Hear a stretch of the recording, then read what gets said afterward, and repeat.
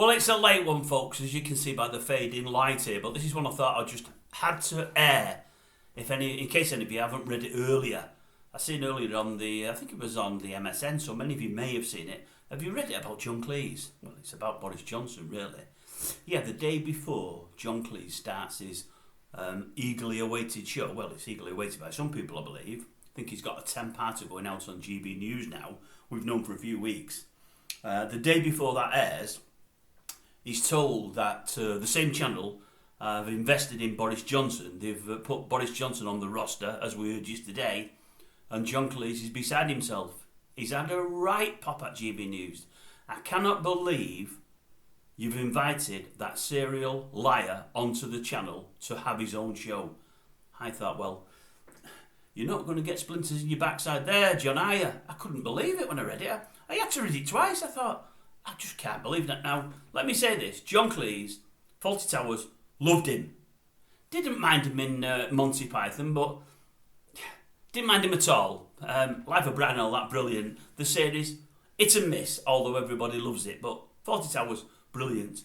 I think he's got to be a grumpier old man than me of late. He's constantly moaning about having to work because he's got various alimony settlements with various women that he's married and left in the past. Well, all I would say to that is John, stop marrying people. If you're obviously not easy to get on with, you're going to divorce, they're going to divorce you, so you're going to owe money. Stop marrying people. Anyway, get off that subject. Back to Boris.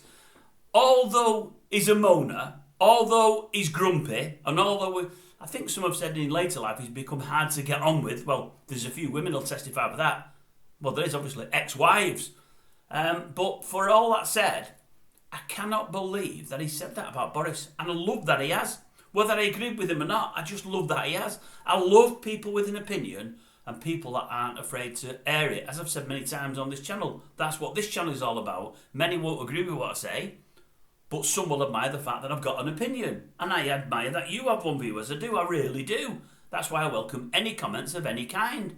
But you don't get many people in the media as blunt and as honest as that, as John CLEESE has been there. You really don't. I can't believe it. I think it's brilliant. I think it's brilliant that he's willing to put his neck on the line saying that. His paymasters, the people behind the channel that run the channel, could think, well, if that's what you think, you've come out and called us before you've even started, we'll have a way with you. We'll rip your contracts up or whatever else. But no, he stuck to his convictions and he said what he believed in. And I, for one, absolutely love it. What do you think, viewers? Is he right or is he wrong to think that? And more importantly, do you like the fact that he's had the guts to say what he thinks rather than to say nothing or just to say something in part and not really go for it? As I say, no splinters in John CLEESE's backside whatsoever.